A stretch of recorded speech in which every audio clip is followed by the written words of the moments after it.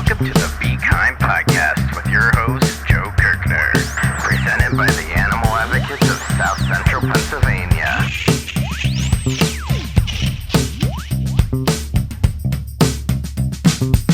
Welcome, everybody, to Be Kind podcast. My name is Joe, and I'm with the Animal Advocates of South Central PA, and this podcast is part of their mission to create a more compassionate world for all living creatures, whether they just got done playing disc golf on an afternoon or they just got done biking over to Joe's house. All animals deserve to be loved, and they all should be loved, which is why we have this podcast, and which is why I have the honor of being joined by John today, who actually just biked here, coincidentally. Yep. And I just finished playing disc golf, so that's where that came from. And then we're also joined by Rissa Miller, who is a writer and artist who has a lot of awesome things going on. I'm so excited to hear what she has to say about her work. So hi, Rissa. Hi, Joe. Hi, John. It's Hey. exciting to be here. Great to have you. Yeah, it's exciting to have you on. Would you mind telling the listeners a little bit about what takes up most of your time, what gets you really fired up, and your vegan journey? Okay. What takes up most of my time? I am the senior editor for the Vegetarian Journal.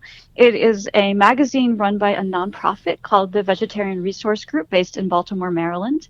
I have been working there since May of 2018, and basically I'm responsible for a lot of the workings of the magazine itself. I do the layout and design. I do most of the photography. I assign stories. I come up with ideas. And I meet a lot of deadlines. The magazine distributes nationally mostly, but a little bit internationally. And even though it's called Vegetarian Journal, that was a more accessible word back in 1982 when they started it. The magazine has been and still is 100% about vegan living. And can you tell us a little bit about your vegan journey and how you found yourself in this very unique, exciting position? Of course, it'd be a pleasure. So I'm going to rewind a lot of years. I wanted to be a vegetarian in high school. I was an avid animal lover. I really felt weird about eating animals. And I also was a weird, arty kid in high school, and people already didn't accept me. So I didn't want to further make myself stand out as different or other by becoming a vegetarian, because there were vegetarians in my school, a couple of girls who were sort of, out as vegetarians, and people weren't super great about that. I remember boys throwing lunch meat at them and stuff like that. I just couldn't make the jump in high school. But I was also an avid environmentalist. I was the president of the school's environmental club. I was partially responsible for the recycling program starting in my school district. And I remember going to an arts festival and seeing a T-shirt. I still wish I could remember it exactly. But it talked about the environmental impact of eating meat. Now, we're talking back in 1992, I saw this. I knew then that as soon as I was away from my high school, I was going to go vegetarian. At that moment, I had never heard the word vegan. That wouldn't come for about another year and a half. So I graduated high school. I went about my business. I went to college, and I got really sick. And a diagnosis didn't come immediately, but I have an autoimmune disorder called ulcerative colitis. So if anybody listening knows what that is, it's a kind of disgusting, horrible, gross GI disorder. To keep it short and not too disgusting, basically what happens is in your large intestine, bleeding ulcers form and the actual organ itself starts to swell shut. It is excruciatingly painful and there's no cure. I was diagnosed with this at age 20, but I had already been sick for about 6 to 7 months. I remember sitting in a doctor's office and he was the strangest man. His office was full of photos of himself and dead plants. And I remember walking out and telling my mom, I don't think he can help me. And she was confounded. She's like, he's the only gastroenterologist in town. I said, yeah, but he can't even keep a plant alive. How is he going to help me? And his immediate reaction was, well, we'll just remove your colon and everything will be fine. And we now know that that's a last resort. And I said, no, I'm not going to let you remove my colon. That's that. And so he's like, well, you could try going to a nutritionist. Maybe it would help. So I did go to a nutritionist, and it was a life-changing appointment. I wish I could remember her name. I could still see her face. She said that the night before she had finished reading a book by a Dr. John McDougall. He is one of the famous vegan doctors. Everybody knows him now because he's been in a bazillion movies. But at the time, it was a pretty obscure thing. She said, I just finished reading this book by this Dr. John McDougall, and he recommends this, what she called extreme vegetarian diet.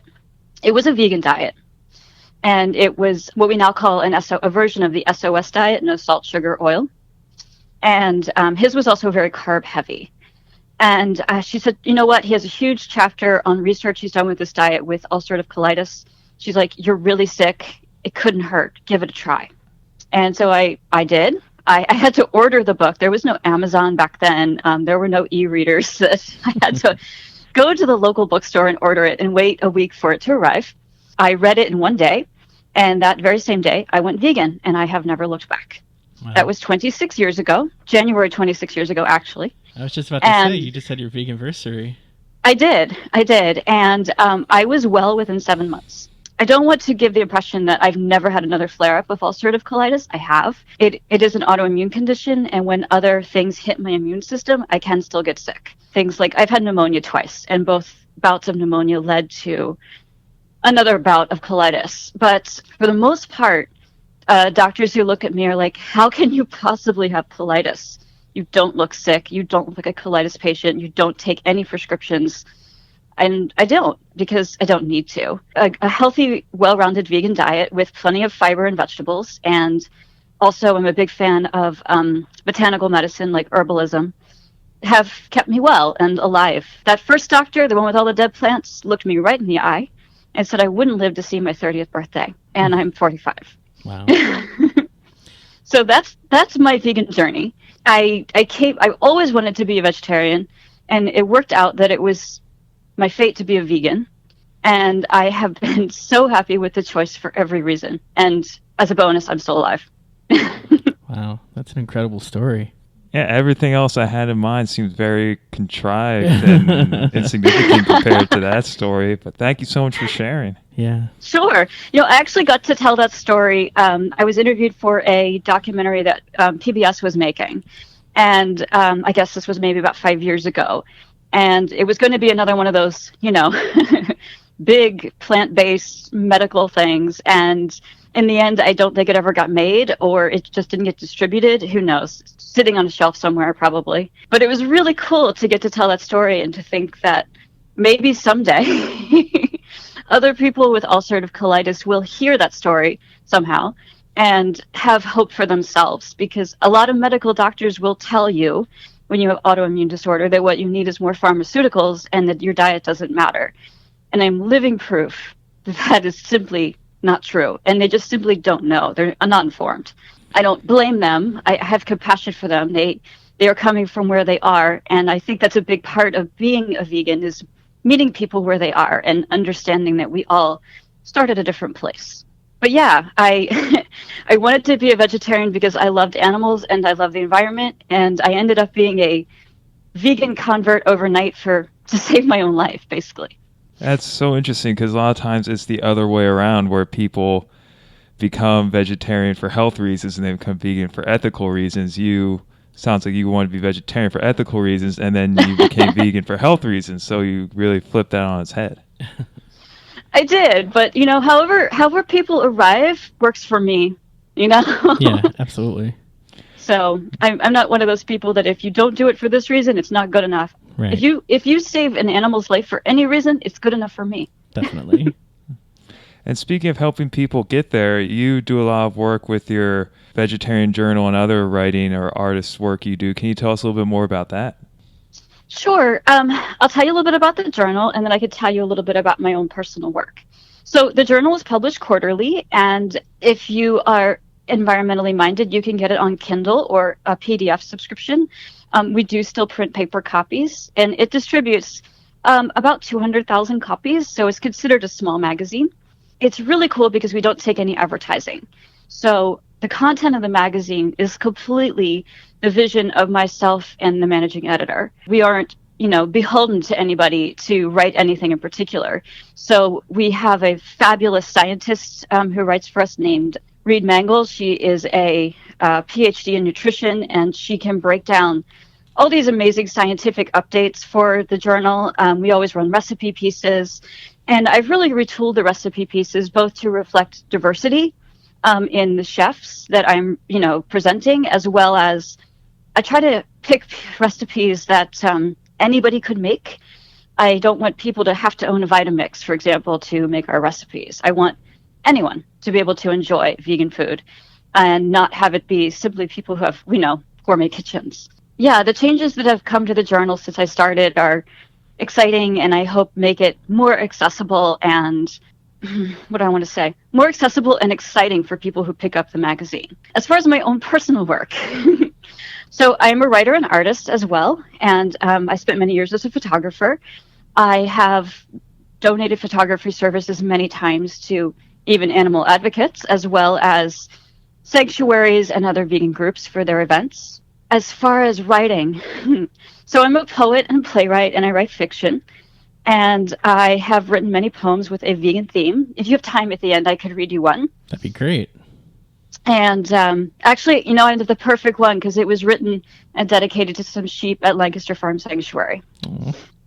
Who doesn't love those sheep at Lancaster Farm Sanctuary? So yeah, I actually would say I subtly put vegan messaging in all of my work. Basically messages of compassion and understanding, trying to make that feel like a more natural way of thinking when people are consuming my writing. Something that I think is interesting to me anyway is how you pick what kind of content you put in your publications, or even just how you frame certain issues. As someone like you who approaches veganism and vegetarianism from the health and ethical lens, and probably many other lenses you haven't mentioned yet, how do you go about deciding how you're going to portray certain topics or issues or veganism as a whole? Well, the folks who run the Vegetarian Resource Group are science-based. So a lot of our foundation at the magazine comes from their roots. And they don't want to, they put opinion pieces in, but we also try to really fairly look at everything from a non-biased and scientific point of view as well. Sometimes that, we just recently ran a piece written by an attorney, a vegan attorney, on is it going to be possible for vegans in prison to get vegan food? And he was able to break it down by, precedents and other cases that, it should be possible. It doesn't mean it is. Don't get me wrong. And then we try to put articles together that could reach people who are, much younger, college or high school age, make veganism and even vegetarianism seem realistic for them while still living with their families who may or may not be on board. Give them tools like, how do you talk to your parents? How do you talk to your siblings? How do you talk to your friend group about a big change like that? So as far as making these selections, we try to look at the broad spectrum of people in general and figure out how can we best put the idea out there that veganism and vegetarianism is accessible, it is a positive thing, and it has a lot of benefits for everyone. Yeah, that sounds really great way to come at it. And I do also really appreciate the fact you're not based on advertising or things like that, because a lot of times when I'm browsing vegan news sites, things get very, for lack of a better term, clickbaity with their titles, even if it's not a website. It's go vegan to reduce these 4 signs of heart disease or things like that. And it really feels like it cheapens the lifestyle as a whole and makes it more of a gimmick or a trick or something like that. And I understand that, bloggers and things, the people need to make a living. I get it. People need to make a living, and it takes time and money to come up with recipes and take beautiful photographs. And I understand how it can be to run a website or newsletter. Definitely, since, I'm the senior editor of a magazine. So, and I've also developed recipes for blogs and even vegan food companies as well. All of that said, you're right. When things become clickbaity, it definitely makes it feel less authentic. And there's that feeling of is this for real? Or is this also like the thing like pills to make you skinny in 5 days? Like, what the is that? Right. Oh, was I not supposed to swear? I'm sorry. It's fine. You're good. Sorry about that. You're good. And something else with vegans is we like to debate, and every vegan has a different opinion on basically everything. So what are some stories or topics you've covered in your work, this magazine or otherwise, that have produced especially negative or positive reaction from vegans? So in addition to working in the magazine, for many years I ran and still run an organization called Baltimore Vegan Drinks. And there were times that I ran it with others, and now I run it alone. I do have one volunteer who helps me out. He's great, named Brian. But I have encountered more debate with other vegans and vegetarians and veg-curious people about the strangest things. And I always try to maintain both composure and compassion when I approach anyone. Like I said, I believe in meeting people where they are, and not everybody and I are standing in the same place looking at the same thing. What's that? Was it Thoreau that said it's not what you look at, it's what you see? So from that point of view, I always try to be patient and listen. And I've heard every complaint from, you shouldn't hold vegan drinks at places that aren't all vegan. And I can make an argument for that both ways. You shouldn't hold vegan drinks in places there's going to be a line for the bathroom. So, okay. I feel like one of the most important things that vegans can do, if they're in a position to do so, is to support veganism with their dollars.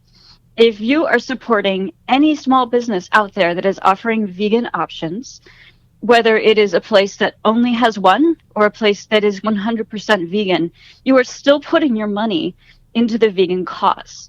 Ultimately, this is what makes big companies make decisions that can change everything. So when there's more demand for plant-based foods of any kind, then that means there's less demand for animal-based foods. And of course, right now we're in a pandemic and everything is off, and it feels weird to even talk about spending money on eating out. Vegan Drinks now has turned into a carryout night. Basically, we, instead of meeting to have a social time, we plan a carryout night in one place and ask people, like, on this night, order carryout from XYZ place. And they put out some specials for us. But I still wanted to use the influence of Vegan Drinks to put that out. Now, as far as people arguing, they still argue about that. It's not responsible to do a carryout night and encourage people to go out. Well, you know what? Don't go. That's fine.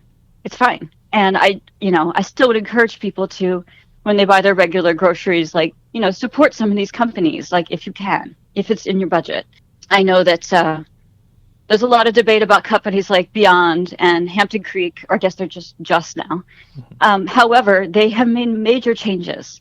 And to deny that is to kind of stick your head in the sand. And I've been vegan for 26 years. I can tell you in the beginning that the vegan cheese we used to have is nothing like what's available now.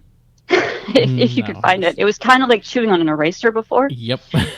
And when people were like, oh, Daya doesn't taste like real thing, well, first of all, it's real. It exists in this plane of reality. Right. It's not in the fourth dimension or anything. It drives me nuts. People are like, it's not real. I'm like, it is. Look, you're holding it in your hand. It's real. I would have died for Daya 26 years ago. It was a game changer for so many people when it came out. And yeah, things have come along now, like Violife cheeses and Parmela, that are better. I agree. That doesn't take anything away from Daya. It doesn't take anything away from the companies that came first and made the way for others. And I feel like what a lot of vegans miss when they're being, discriminating with their taste in foods is that everything has to start somewhere. And to complain about what you have is kind of ungrateful. And having been vegan so long, I remember when I had to make my own bread because all the breads in the grocery store had egg wash. Yep. That was the fashionable thing. So I had to learn to make my own damn bread. Every week I made a loaf of bread. Let me tell you, some of them sucked. Yeah. But yeah, I feel like I'm going on and on. Okay. Please stop me and tell me how you would like me to direct next. All right, no pressure, Joe. But so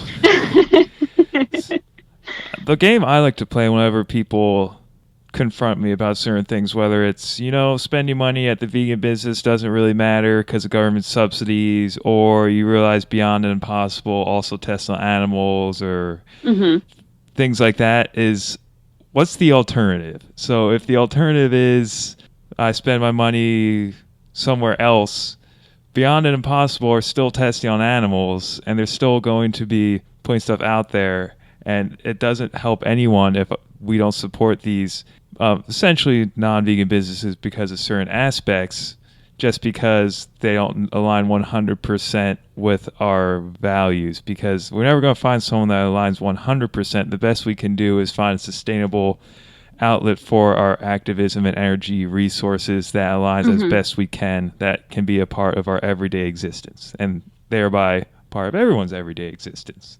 Right. That's just how I look at it whenever people confront me about things like that. But you also organize several events down in Baltimore, correct?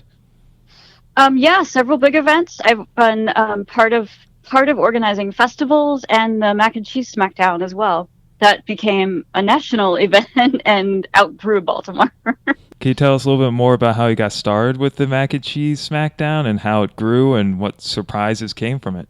Everything about it was a surprise. It wasn't a new idea. I mean, there are non-vegan mac and cheese competitions that have been around for ages. And the idea to do one was kind of like, let's bring this back and make it all vegan, and it would be a fundraiser for a local group. They now go by the name of Greener Kitchen, and their mission is to make plant-based foods affordable to marginalized communities. So it was a fantastic mission. We thought maybe 300 to 500 people might show up that first year. We were wrong. People were lined up down the block. We were definitely in violation of the fire code. And a lot of the contestants ran out of food. We got major news coverage in the area. By the second year, we had moved to the largest possible venue in Baltimore besides the convention center. And we couldn't go there because you can't bring food in. Right. So we maxed out our size on the second year. That's incredible. And again, we surpassed the capacity. We had it there another year, and that was the last one because we couldn't keep up with the demand. Nobody expected that. We had coverage from Veg News, Washington Post. It was fantastic, and most of the people there weren't vegan. There were people traveling from Chicago, Philadelphia, New York to come and attend and eat the food. And the coverage was really just incredible. But at the end of the day, we couldn't safely continue. And also because it was all done for charity, none of us made money doing it. So we were having to take out huge amounts of time from work, and it just wasn't sustainable. So that said, I am so proud of that work. I'm proud of that. I'm proud of the vegan street festivals. I think any kind of outreach like that is, well, when you're not in a pandemic, is incredibly effective because it makes it fun. Like, who doesn't want to go eat mac and cheese? It's fun. And like, who doesn't want to walk around a street festival? It's fun. So those kinds of outreach have been really successful and not pushy. And I've had so much satisfaction being part of them. So did I answer your question? Yeah. Okay. I was like, or am I just going on and on? No, I feel we need to have you back on because we're already come up on half an hour, and there's so much I want to talk about. Yeah. But before we go, I have aside from having you read one of your poems, which will be amazing, as someone who's been vegan for over 26 years now, what is something that you feel vegans should be pushing more for, or something we as a movement could be doing better? Well, you know, I have a lot of people in my life who aren't vegan, and I am never the one who brings it up. If they ask, I tell them I'm vegan, or I politely refuse to eat the, milk chocolate bar they offer me or whatever.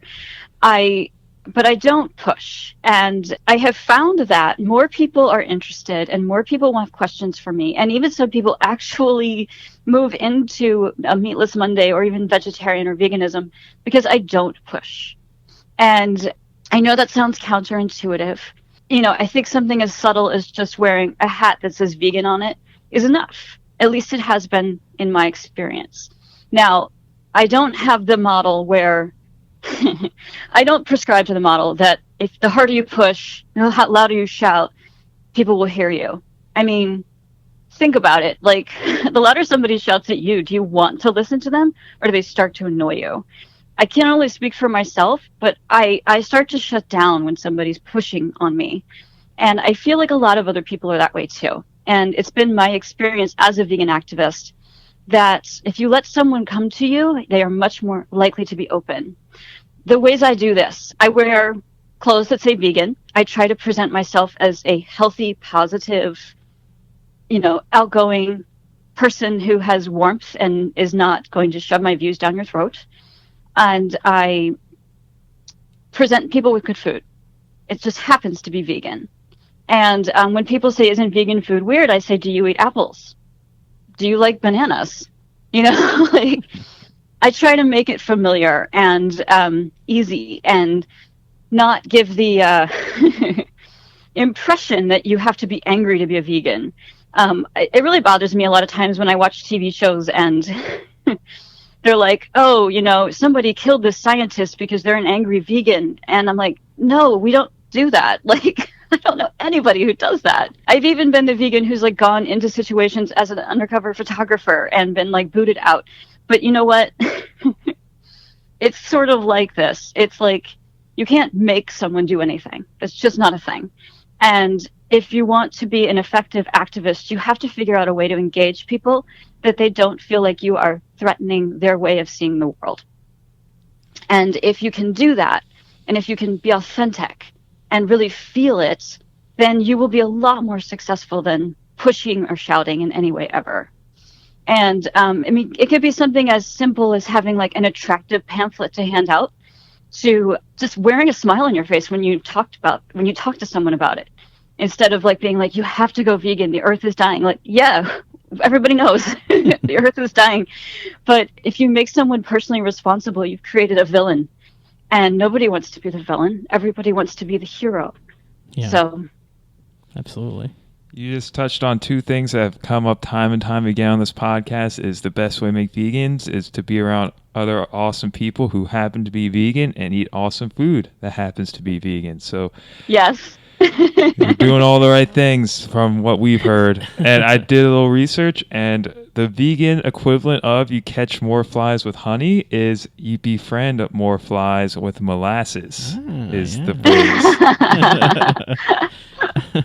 Because last week we had a guest on and we constantly kept saying that phrase and we were kicking ourselves every time. We're like, oh, what are we doing? It's true. It's true. Before we close out with a poem, how can our listeners get a hold of you if they want to ask more or learn more about your work? Well, they can reach me through my work as the Vegetarian Resource Group. My email is rissa@vrg.org. It's RISSA @vrg.org. Cool. Awesome. If you want to get a hold of John or I or anyone else on the Be Kind podcast team, if you want to get a hold of me or John, anyone else on the podcast team, you can email us at bekindpodcast@gmail.com. Gotta have those subject and object pronouns, right? So, Rissa, can you close us out with a reading of your poem? I would love to. This poem is called Shepherdess, and it was written after a day spent literally shoveling shit at Lancaster Farm Sanctuary. And I would tell anybody that if you ever have the chance to go volunteer at Lancaster Farm Sanctuary or any other sanctuary, even if you spend all day shoveling shit, you should do it. Having the close, intimate relationship with those animals is kind of one of the most profound experiences. And it's one of, I think, 3 or 4 sanctuaries I volunteered at in the course of my years being vegan. Each one is different. Each one has their own personality. And of course, each one is filled with unique animals that aren't going to be like the animals at any other sanctuary. So this poem is called Shepherdess, and it is dedicated to Gertrude, Patrick, and Abby. Sleepless, some people imagine a row of round, woolly bodies prancing over neat board fences. They stride on small hooves, herding humans towards slumber. But ask yourself, what's in it for the sheep? Parade of neutral mundane, their masks of black or honey brown, cued nose to tail. Why wouldn't sheep prefer to press a soft muzzle to your cheek, nod in contentment as clouds linger across the moon? Sheep know faces. They see you feelingly. They wouldn't bypass a friend to patter one by one till dawn when they could choose to engulf you in fuzzy nose kisses. Not everyone can be a shepherdess. You must allow a break in the procession, protect them with each wiggly wag of their tails. Sheep need rest too.